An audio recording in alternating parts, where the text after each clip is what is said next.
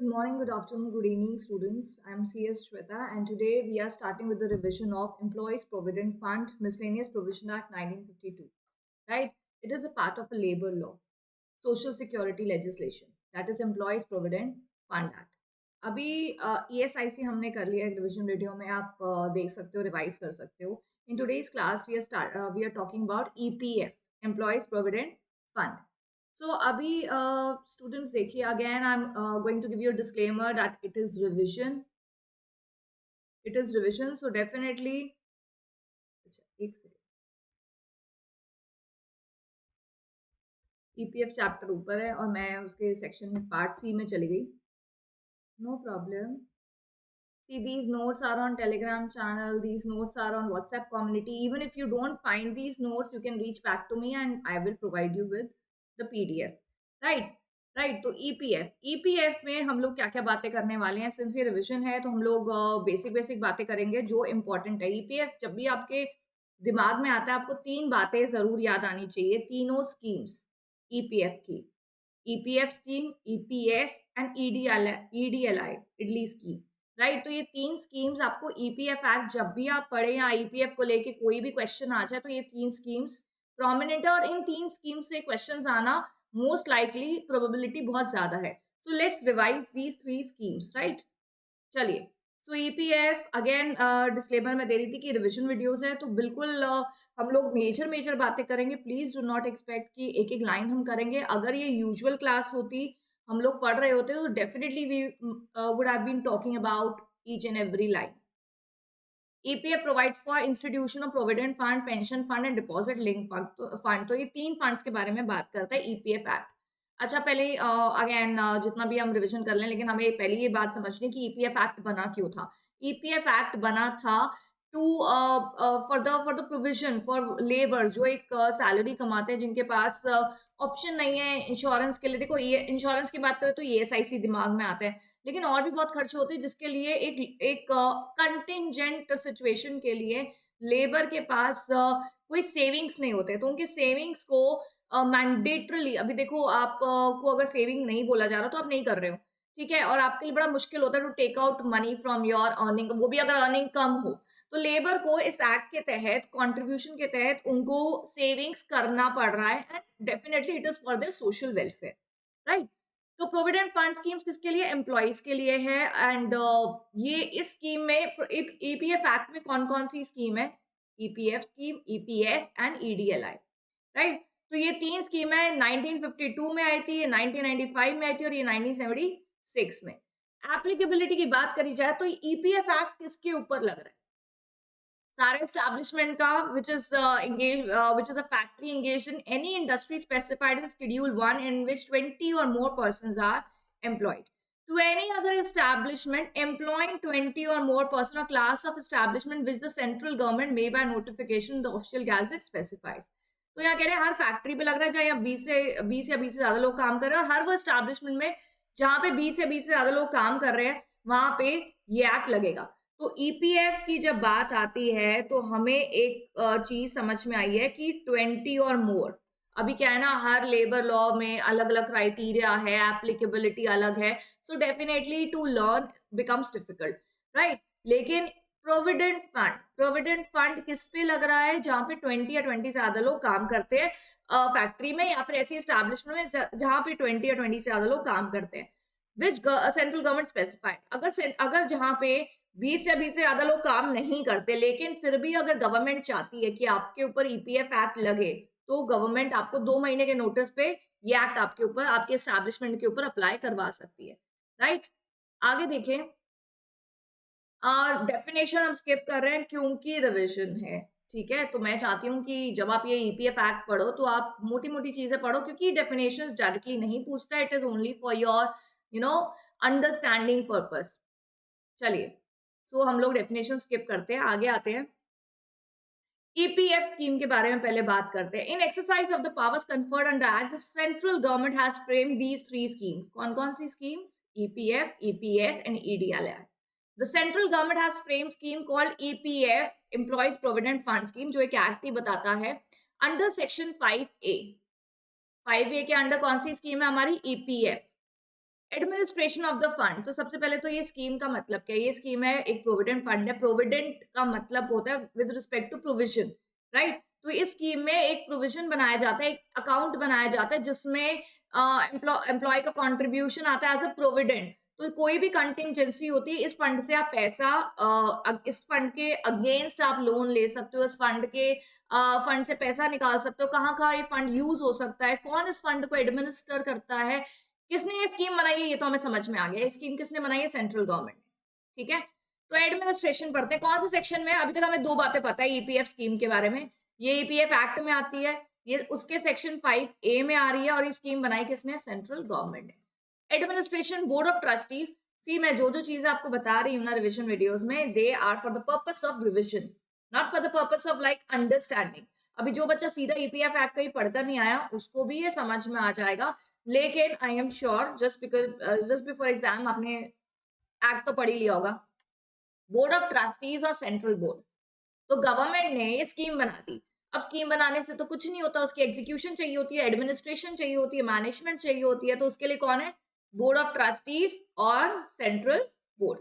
Section 5 provides that the administration of EPF scheme, the central government may by notification constitute with effect from such date as may be specified board of trustees for the territories to which the act extends। तो central government ही बनाती है क्या? Central board या फिर board of trustees, किसी भी नाम से बुला सकते हैं। EPF scheme contains provisions regarding the terms and conditions subject to which a member of the central board may be appointed and a procedure for meeting of the board। अच्छा, ये board कर क्या रहा है? गवर्नमेंट ने board बनाया, central board बनाया, board of trustees बनाया, कुछ भी आप बोल सकते हैं। ये बोर्ड कर क्या रहे हैं? ये एडमिनिस्ट्रेशन कर रहे हैं। What do they do in administration? They make sure that the scheme is applicable, they make sure that the fund is created, they make sure that the employees get the benefit of EPF, they make sure to make rules thereafter, right? तो administration का मतलब है कि बहुत सारी चीजें इसमें आती हैं जो बोर्ड और ट्रस्टीज करते हैं। The scheme also lays down manner in which the board administer the funds, मतलब बोर्ड उस फंड का कैसे यूटिलिटी जाएगा, कैसे एक्सपेंड होगा, वो सब इस स्कीम में लिखा हुआ है, right? The board also perform function under family pension scheme and insurance scheme, but ये अभी ईपीएफ में एडमिनिस्ट्रेशन की बात आती है, तो कौन से बोर्ड की बात आ रही है? सेंट्रल बोर्ड या board of trustee. Class of employees entitled and required to join provident fund. Now please listen carefully. Every employee employed or in connection with the work of a factory or other establishment जिसके ऊपर scheme apply होती है, other than the excluded employee shall be entitled and required to become a member of the fund। तो सबसे पहले मैं बार बार आपको एक रिकैप कराती हूँ। फंड सेक्शन 5A, स्कीम किसने बनाई? सीजी ने। उसके एडमिनिस्ट्रेशन के लिए कौन है? सेंट्रल बोर्ड या बोर्ड ऑफ ट्रस्टीज, ठीक है? उसके बाद हमने करा बोर्ड ऑफ ट्रस्टी सारे फंक्शंस यूज करते हैं जो भी स्कीम को करने के लिए जरूरी हैं। उसके बाद ये स्कीम का बेनिफिट मिलता है एम्प्लॉइज को। कौन से एम्प्लॉइज को? जो एस्टेब्लिशमेंट के पार्ट है। जो भी एम्प्लॉइज एस्टेब्लिशमेंट का पार्ट है, कौन से एस्टेब्लिशमेंट का? जिसके ऊपर ये एक्ट लग रहा है, तो वो एम्प्लॉइज बिल्कुल इस स्कीम का बेनिफिट ले सकते हैं, एक्सेप्ट एक्सक्लूडेड एम्प्लॉय। एक्सक्लूडेड में कौन है? एक बार देख लो। Employee who having been a member of the fund withdraw the full amount, उसने तो पूरा अमाउंट ले लिया, ठीक है? In the fund under clause A C, an employee whose pay at the time is otherwise entitled to become a member of fund exceeds 15,000 per month। तो 15,000 तक जितने एम्प्लॉइज हैं वही इसका पार्ट है। उससे ऊपर अगर आपकी वेजेस सैलरी चली गई है तो आप प्लीज अपना फंड अपना अलग से आप क्रिएट कर सकते हैं। अप्रेंटाइज एक्ट में आपने पढ़ा हु इज अप्रेंटाइज, राइट? अगर बहुत सरल भाषा में बोली जाए तो apprentice are the trainees basically who are undergoing a training period under apprentice act. As per section 6, the contribution which shall be paid by the employer to the fund shall be 10% of the wages, DA and retaining allowances, if any, for the time being, payable to each of the employees। सी अगर मैं contribution सीधा पढ़ के आगे बढ़ सकती हूँ, लेकिन मैं ये रीड इसलिए कर रही हूँ सो दैट आप इंग्लिश भी सुनो। पॉइंट एक होता है ना, आप सुनते हैं, आप हिंदी में तो आप सुन ही लेंगे, but the moment I am reading also, तो that will help you to write in your exam, क्योंकि आपने हिंदी में नहीं लिखना पेपर, इंग्लिश में लिखना है, राइट? तो सेक्शन 6 बोल रहा है कंट्रीब्यूशन के बारे में। They are talking about contribution which shall be paid by the employer, right? अभी बच्चे पता है इंग्लिश में कैसे लिख देते हैं? Employer has to pay the contribution on behalf of the employee that is 10%। मैंने ऐसी लैंग्वेज पढ़ी हुई है। देखो बात सेम है ना? बात तो बच्चा भी सही लिख रहा है जो बच्चा लिख रहा है, बट प्लीज थोड़ा सा जार्गन टर्म्स पे आपको लिखना जरूरी है, क्योंकि मार्क्स जब दिए जाते हैं, जब पेपर चेक होता है, तो ये लैंग्वेज थोड़ा सा लुकअप करी जाती है।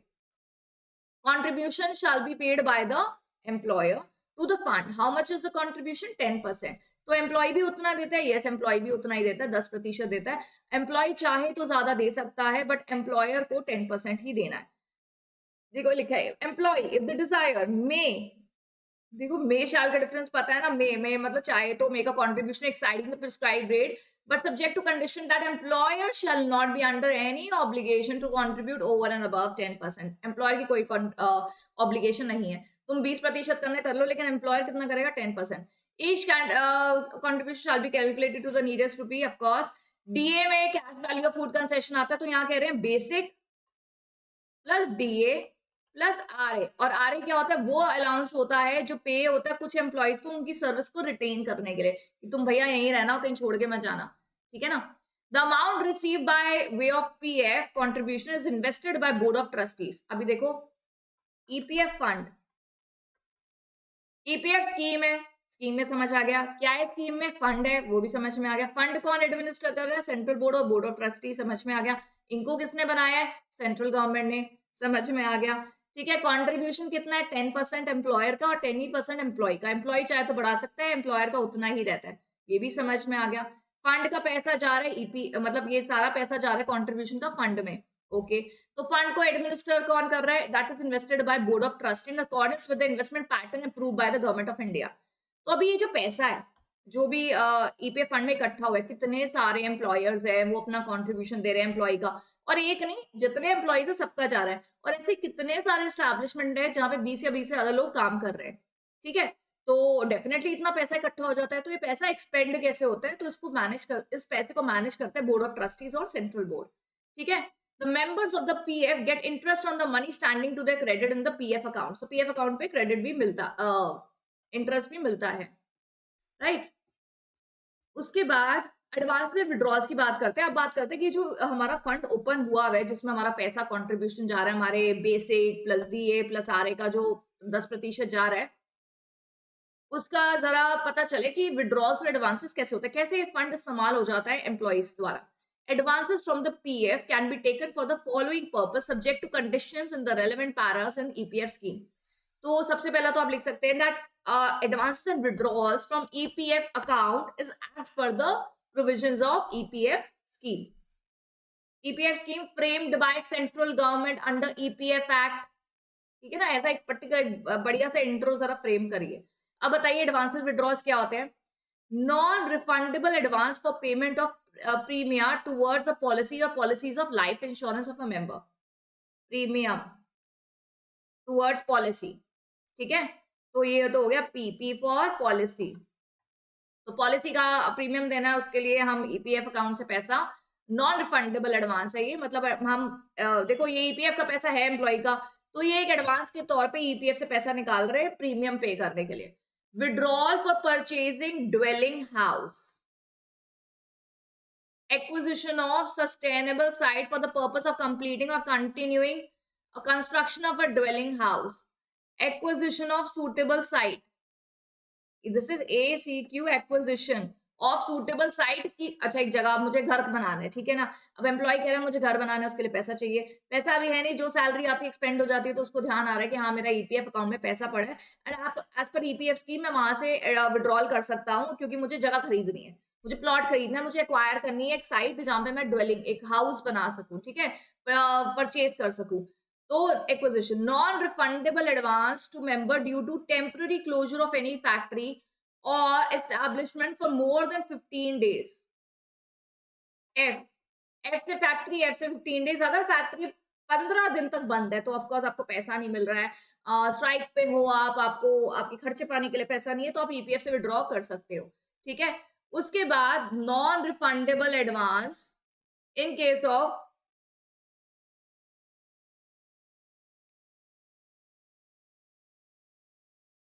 इसको क्या नाम दें, hospitalization lasting 1 month, surgical operation, suffering from TB, leprosy, paralysis, cancer.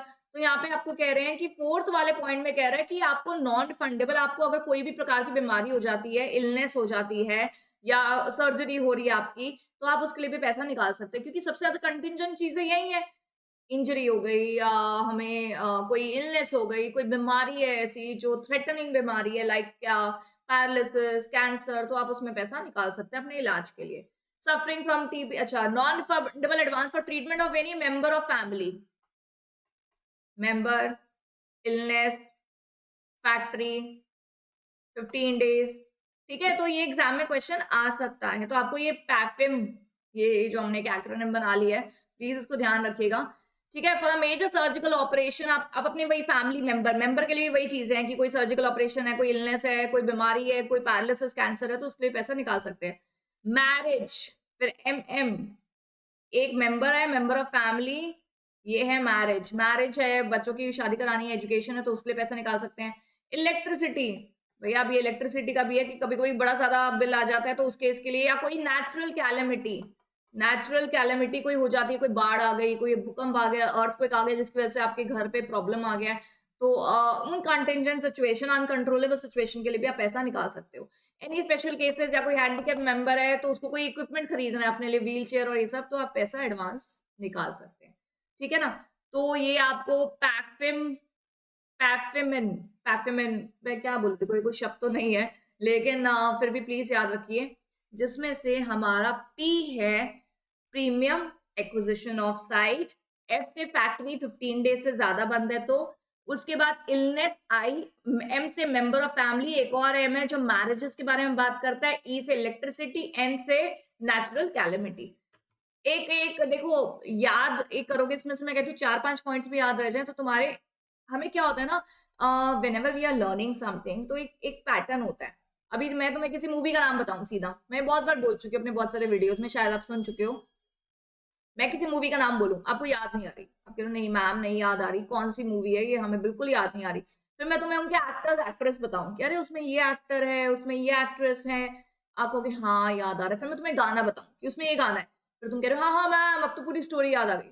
ऐसा क्या हो जाता है, मतलब इससे पहले नाम सुन के कुछ नहीं ध्यान आया, लेकिन जब 2-3 बातें याद दिलाई तो आपकी मेमोरी ने रिट्रीव करा, अच्छा हाँ ये सारी चीजें थी, तो मतलब तुम्हें एक एक सीन, मतलब पूरी पूरी स्टोरी याद आ गई मूवी की। हाउ डज दैट हैपन, क्योंकि यही होता है हमारे दिमाग में। आप खुद सोचो, हमारा दिमाग भी कंप्यूटर की तरह है, ठीक है, कंप्यूटर में हम सीधा ओपन कर रहे हैं माई कंप्यूटर, उसमें हमें कोई फाइल फाइल रिट्रीव करनी है, तो हमें पूरा फाइल का नाम नहीं भी लिखे, हमें नहीं याद आ रहा उस फाइल में क्या क्या कंटेंट्स थे, हम उसके इनिशियल्स भी डालते हैं, कुछ डालते हैं, तो कैसे रिट्रीव हो जाता है ना फाइल, और हम उसको ओपन कर लेते हैं। सो हमें ना कुछ चीजों को ना, टीचर की कोई बात याद आ जाती है, कोई किस्सा बता रही है टीचर, उससे रिलेट करके हमें कभी कभी कुछ ऐसी चीज ट्रिगर करके रिट्रीव करने में हेल्प करती है। तो ईपीएफ एक्ट में, ईपीएफ के विड्रॉल में ये पैफिन याद रखिएगा, पेंशन, एक्विजिशन, फैक्ट्री 15 डेज के लिए ज्यादा बंद रहे तो उसके लिए खर्चा पानी के लिए चाहिए, इलनेस के लिए चाहिए, आपको नेचुरल कैलेमिटी के लिए चाहिए, मैरिज के लिए चाहिए, आपको मेंबर ऑफ द फैमिली के वही खर्चों के लिए चाहिए, इलनेस और एनी ऑपरेशन, सर्जिकल ऑपरेशन, तो इन सब के लिए पैसा आप निकाल सकते हो। देखो लिख तो तब लेंगे ना जब हमें पहले याद आ जाए चीजें। आगे देखिए, फाइनल विड्रॉल इंपॉर्टेंट क्वेश्चन है, इसलिए मैंने थोड़ा इस पे ज्यादा आपको स्ट्रेस करा है। Full accumulation with interest are refunded in the event of death, permanent disability, superannuation, retrenchment or migration from India, or permanent settlement abroad, taking employment abroad, voluntary retirement, certain discharges from employment under Industrial Dispute Act, transfer or to an establishment not covered under this act। तो यहाँ कह रहे हैं कि अगर आपके suppose आपकी permanent disability, कोई डेथ हो जाती है किसी एम्प्लॉय की, या उस परमानेंटली वो इंडिया से जा रहा है, या कोई भी ऐसे रीजन है, इसमें उसको फाइनल विड्रॉल मिल जाता है, जितना उसका पैसा था standing credit to EPF account and with interest thereon, उसको मिल जाता है। अगला स्कीम है ईपीएस। अगला स्कीम क्या है? EPS under section 6A। अच्छा, हमें सेक्शन कौन से याद रखने हैं? 5A, 6A, 6C, 5A, 6A, 6C। तो इसमें क्या है? 5A में क्या है? EPF scheme. 6A में क्या है? ईपीएस स्कीम, पेंशन वाली। 6C में क्या है? हमारी इडली स्कीम। ठीक है, चलो। Insurance deposit link, right, EDLI, sorry, employees deposit link insurance. So government has introduced a new pension scheme styled as employees pension scheme with effect from 16th November 1995 in place of family pension scheme. इसी के साथ इन्होंने 6A एक section insert करा 1971 में, and then they have drafted a new scheme that is EPS. EPS is compulsory for all the person who were member of family pension scheme. 1971. It is compulsory for person to become member of EPF from 16/11/1995, the date introduction of scheme. The PF subscriber who are not member of family pension scheme have an option to join the pension scheme. अब आपको समझ में आ रही है बात? यहाँ बोल रहे हैं प्रोविडेंट फंड स्कीम है, गवर्नमेंट ने निकाली हुई है, बहुत बढ़िया है. फैमिली पेंशन स्कीम अलग से चल रही है. तो यहाँ क्या करा, ईपीएफ एक्ट में एक इसको गवर्नेंस देने के लिए इन्होंने सेक्शन 6A डाल दिया पेंशन स्कीम का, और बोला कि देखो भाई क्या है, जितने लोग तुम फैमिली पेंशन स्कीम के मेंबर थे, अब तुम ऑटोमेटिकली कहाँ गए हो, ईपीएस स्कीम में, जिसके अंडर, कौन से एक्ट के under, EPF miscellaneous provisions act 1952. समझ रहे हैं आप मेरी बात?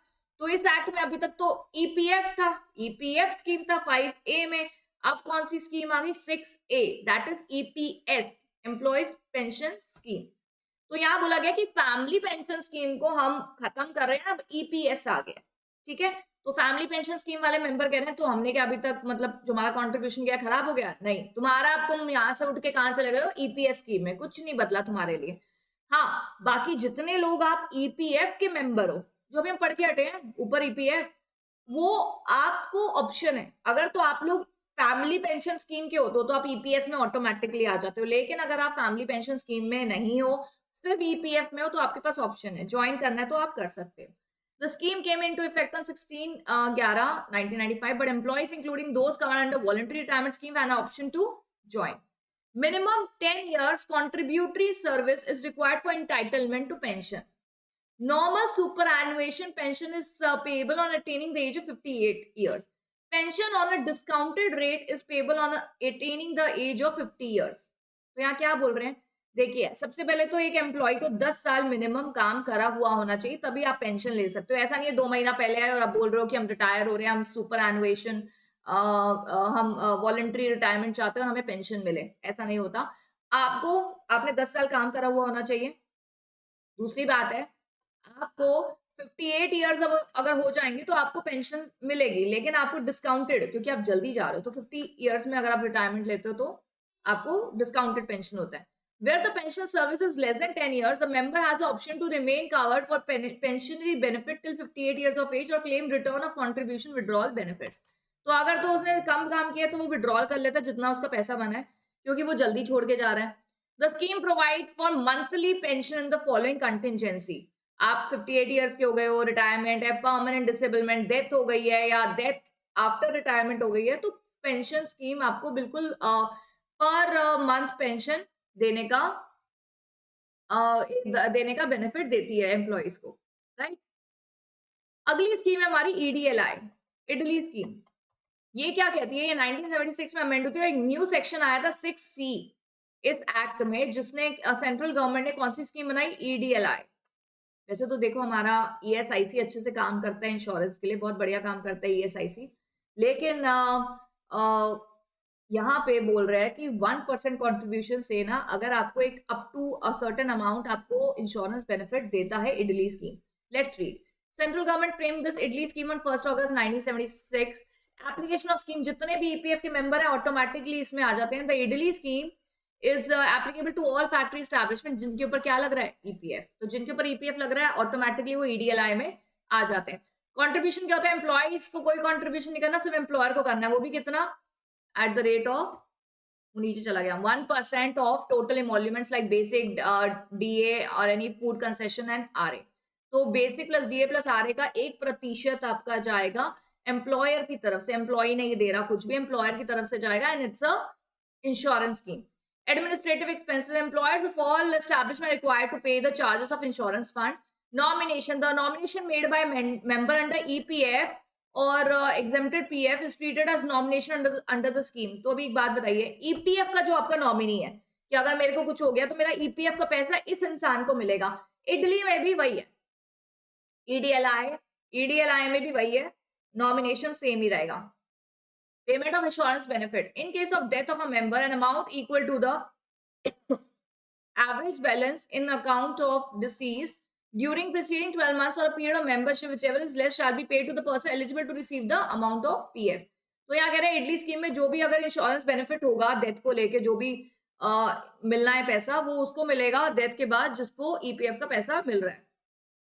एग्जेम्पशन फ्रॉम स्कीम, यहाँ पे कह रहे हैं देखो ये स्कीम में भी granted exemption majority of employees our favour of exemption. अगर सपोज वैसे तो मैंने आपको क्या बताया इंश्योरेंस के लिए ईएसआईसी हमारा पूरा एक्ट है, लेकिन अगर सपोजिंगली सारे एम्प्लॉइज बोले that this scheme is not required then आपको एग्जेम्पशन मिल सकता है एम्प्लॉयर को कंट्रीब्यूशन देने के लिए.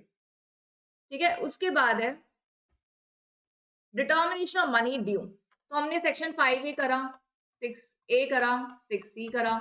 मनी ड्यू के बारे में बात हो रहा है कि मनी ड्यू कहाँ जाएगा, कैसे जाएगा, नहीं जाएगा तो कैसे उसको रिकवर करा जाए. सेक्शन 7A बोलता है determining the amount due from any employer under provision of this act, चाहे वो ईपीएफ हो, इडली हो या ईपीएस हो, उसके लिए this and deciding the dispute regarding any applicability of the act it is in the hands of Central Provident Fund Commissioner, Additional Provident Fund Commissioner, Deputy Provident Fund Commissioner or Regional Provident Fund Commissioner, CAD, Chief Central, Additional and Deputy. तो इनके पास central provident fund commissioner, additional provident fund commissioner, deputy provident fund commissioner या regional जो होते हैं. Deputy is very much related to regional क्योंकि उस particular area को देख रहे हैं. तो आप इनके पास अपना डिस्प्यूट लेके जा सकते हैं अगर तुम्हारे एम्प्लॉयर ने पैसा नहीं दिया ईपीएफ का या रिलीज नहीं कर रहा ईपीएस का पैसा पेंशन का या ईडीएलआई में आपको नहीं मिल रहा तो you can refer the dispute here. Central government has already constituted Employees Provident Fund Appellate Tribunal consisting of presiding officer who is qualified to be a High Court judge or a district judge with effect from 1997. तो यहाँ कह रहे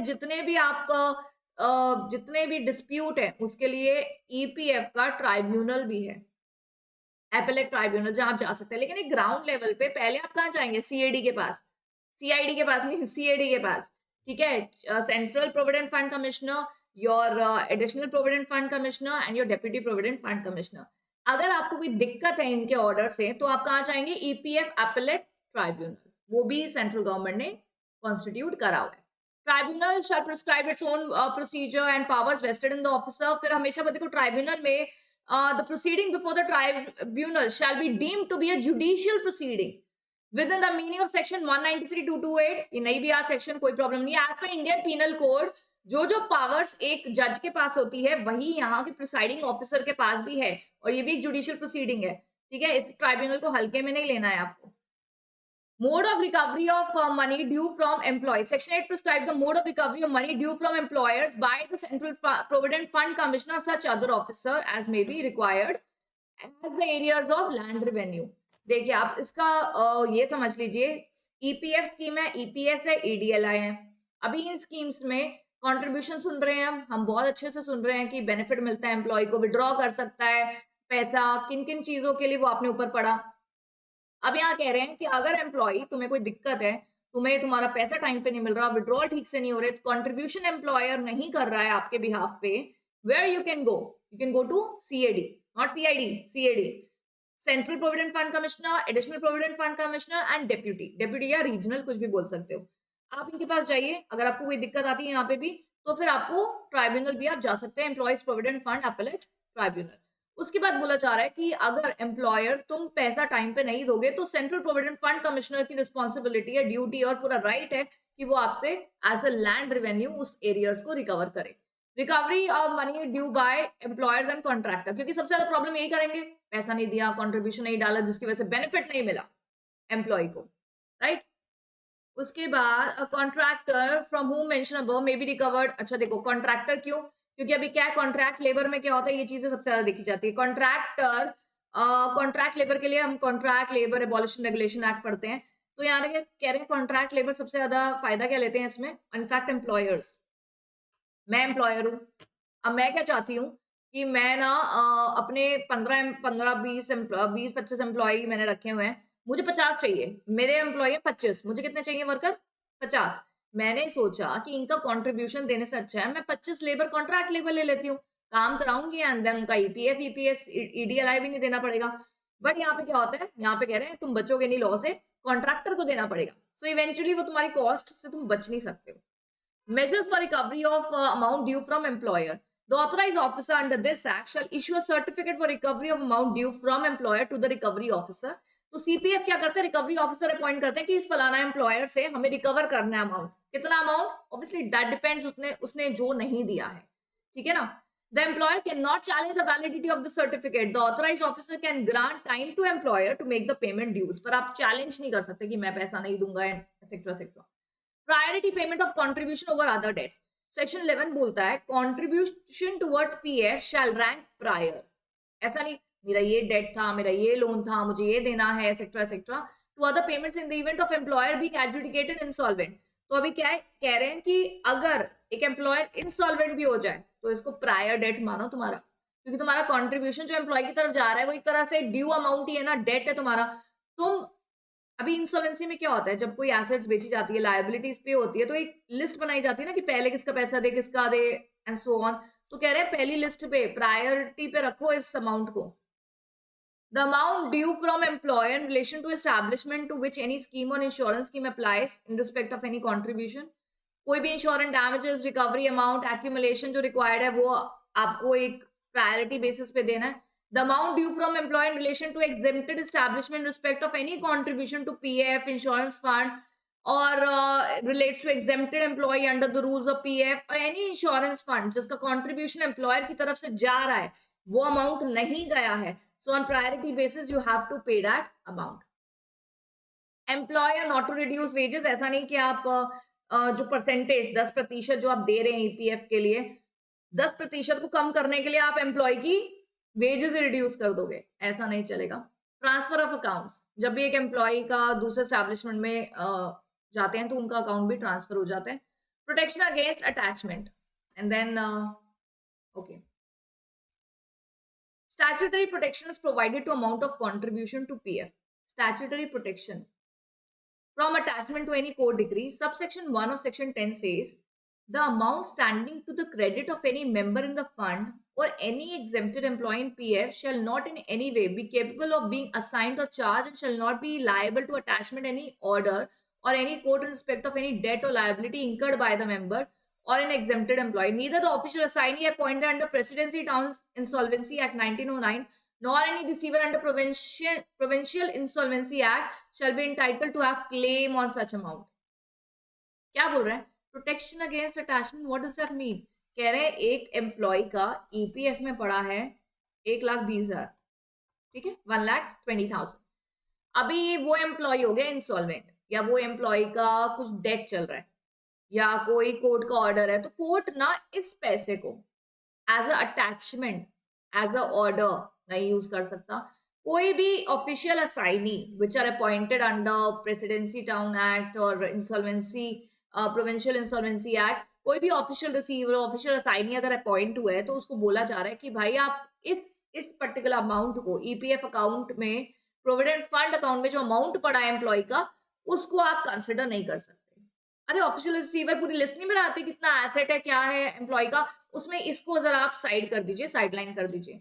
It is further provided under subsection 2 that any amount standing to the credit of a member in the fund or of an exempted employee in a fund at any time of his death and payable to his nominee under the scheme or the rules of the PF shall, subject to any deduction authorized by the said scheme, vest in the nominee and shall be free from any debt or liability incurred by the deceased on the nominee before the death of member. अब एक person है, उसका कोई liability है organisation के द्वारा, तुमने क्या करा, अरे इसके 1,20,000 बचते हैं ना, इसमें से ये काट लो, वो काट लो, एंड नॉमिनी के लिए तुमने कुछ नहीं छोड़ा, ये आप नहीं कर सकते हो, ठीक है। ये ईपीएफ का जो अमाउंट है उसकी डेथ के बाद उसके नॉमिनी को मिलेगा और उसमें से कोई भी ऐसी अनऑथराइज्ड डिडक्शन नहीं करी जाएगी, तो ये प्रोटेक्शन है to that amount, right students. ये तो मैटरनिटी एक्ट हम कर चुके हैं, सो हमारे EPF act is finished, we have talked about EPF. Please, I request you, whenever you are doing EPF, these notes are provided to you. All the necessary material is provided to you. Just a second. Yes. So all the materials provided to you. आप जितना सुनेंगे ये video को, आप जितना पढ़ते पढ़ते एक चीज के बारे में सुनेंगे, आप समझेंगे। देखो, जितना हम सुनते हैं ना, हमें याद रहता है, ठीक है। और हर चैप्टर में एक या दो टॉपिक ही होते हैं जो लिखने वाले हैं। So please, I am again requesting you, अभी तुम ईपीएफ का जो फंड है, विड्रॉल्स और एडवांसेस, उसको लिख के कर लो, एग्जाम में आ सकता है। तो मुझे बोलना मत। ईडीएलआई को लिख के कर लो, एग्जाम में आ सकता है, ठीक है। Provisions with respect to EDLI scheme, provisions with respect to EPS, EPF, इन 3 स्कीम्स के बारे में लिख लो, ठीक है। सीएडी याद रखो, सीआईडी नहीं, सीएडी याद रखना, ठीक है। ये हायरार्की है। अच्छा, एक बात बताओ, तुमको कुछ भी पूछ रहा है ईपीएफ के बारे में, ईपीएफ एक्ट से तुमको कुछ भी पूछ रहा है, तुम्हें ऐसा कंक्लूजन में तो मतलब कुछ भी नहीं, मैं कैसे बताऊं आपको। अगर ईपीएफ स्कीम के बारे में आपसे पूछ रहा है, आप एंड में एज अ कंक्लूजन आप लिख सकते हो ना कि अगर ईपीएफ के अमाउंट ड्यू में कोई प्रॉब्लम है, then the dispute shall be referred to CAD, central provident fund commissioner, और एडिशनल प्रोविडेंट फंड कमिश्नर, और डेप्यूटी प्रोविडेंट फंड कमिश्नर और रीजनल कमिश्नर। समझ गए? यहाँ पे central government also constituted EPF appellate tribunal for any appeal by the appellant. तो आपको कोई चीज मालूम है तो उसको कंक्लूडिंग वे में भी लिख सकते हो ना। Employer not to reduce wages, answer को ना एक पर्टिकुलर स्टोरी की अच्छे तरीके से फ्रेम करा करो। इंट्रो होना चाहिए, कंटेंट होना चाहिए, कंक्लूजन होना चाहिए, ठीक है। जो जो तुम्हें चीजें मालूम है, अभी तुमसे डायरेक्ट क्वेश्चन नहीं पूछेगा employer not to reduce wages क्या होता है, ये थोड़ी ना 4 नंबर का आ जाएगा। बट कहीं ना कहीं आप लिख तो सकते हो ना, अगर आपके आंसर में ये लगता है कि हाँ, ये पॉइंट लिख देना चाहिए, या रेफरेंस टू डिस्प्यूट के बारे में लिख सकते हो ना। जब ईपीएफ के बारे में लिख रहे हो, कोई भी डिस्प्यूट अगर होता है तो आप यहाँ जा सकते हो। तो आप एक अच्छे फ्रेम कर रहे हो आंसर को। मैं ये नहीं कह रही पूरा कि मेन आंसर को छोड़ के आप यही कहानी लिख दो। No no, not like that. You not gonna mug up and गुमराह नहीं करना है आपने चेकर को कि ये नहीं तो ये लिख दिया। Not like that. I am saying कि एज अ कंक्लूजन 2 लाइनें लिखनी है, या एज अ इंट्रोडक्शन 2 लाइनें लिखनी है, तो आप आसपास के कंटेंट को यूज कर सकते हो, राइट। चलिए, so EPF is done. We'll be getting more videos for revision of SBIL like this. So watch the video, do the revision with me, do the writing practice, which is very, very important. Don't escape. I'm not asking you to write everything, but write important topics. Everything will be fine. Stay calm. Don't be in a situation of anxiety. Jitna आप anxiety रहेंगे, you'll get a butterflies in your stomach and you won't be able to remember anything. Right? So stay calm. Thank you so much. See you in the next class.